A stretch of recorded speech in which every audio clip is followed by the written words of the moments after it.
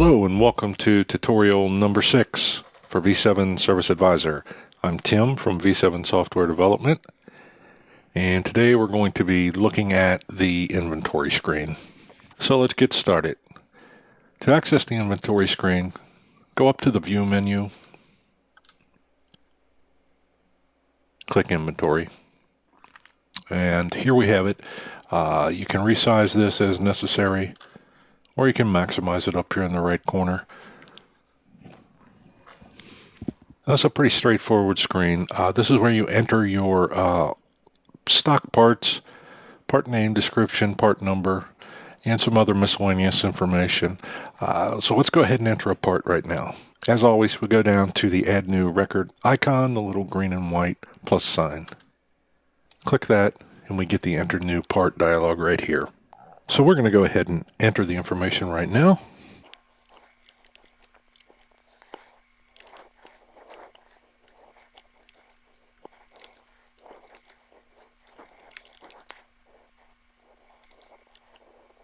Okay, we've got our part information entered. And let's review. Part name, we're going to have a blower motor. The description, 3/4 horsepower, 240 volt blower motor, and the part number. Now, you'll see the asterisks. These fields are required. These other fields are optional. You can put in the manufacturer, source, your distributor, and if you have a warehouse, you can put a bin location. Now here is where you would enter quantity on hand in your warehouse and the quantity on order. Again, this is all optional. The minimum quantity, which would be the point that you would need to reorder. When you get down to 2, you would reorder. You can set this wherever you like. Now this is your cost. Again, this is a mandatory field with the asterisk. And then this is your selling price. Now I have some boxes for miscellaneous notes, whatever you may need to put in there. Now a normal part is going to be selected as part is active.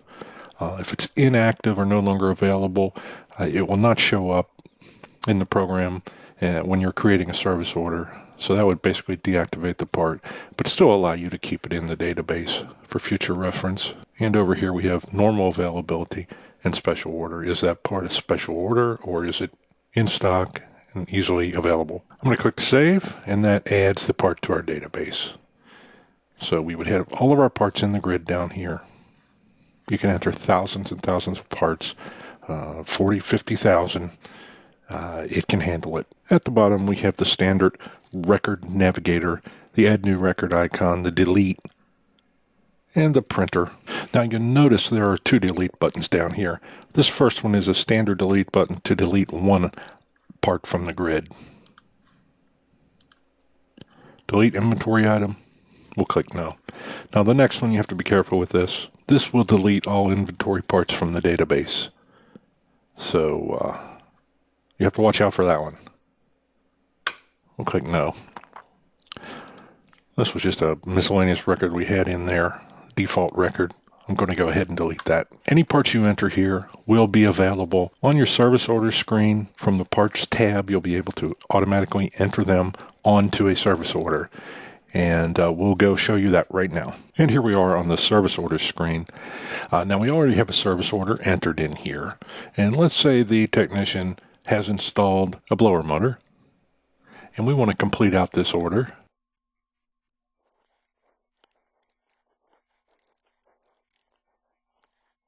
And we want to enter the part onto our service order.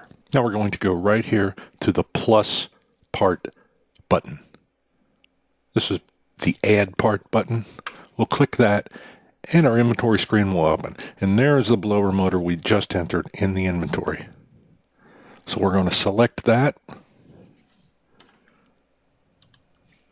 and we're going to save it to the service order. Now, do we want to add another part, or do we want to just go back to the service order? We're finished, so we'll go back to the service order. And there it is on our order.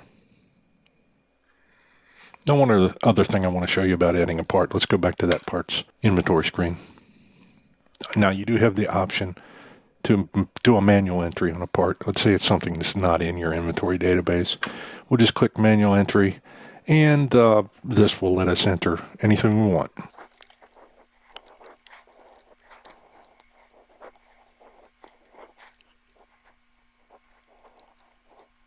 Okay, we've created a heating cooling thermostat, and we will add that to the service order, and then we'll click finish.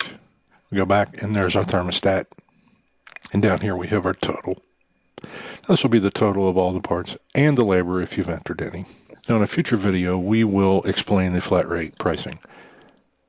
Now there's nothing in here right now, but if you decide to purchase our flat rate pricing software, it will integrate with this Service Advisor program.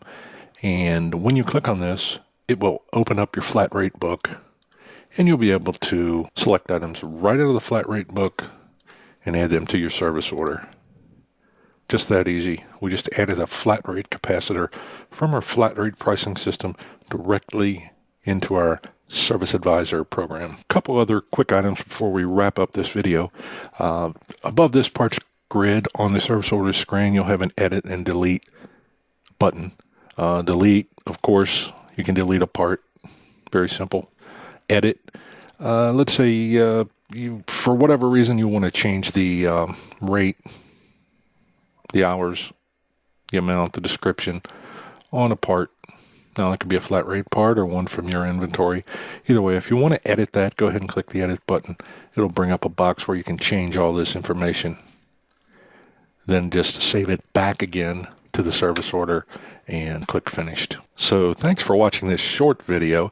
That's it for this one. We'll see you next time. I'm Tim from V7 Software Development.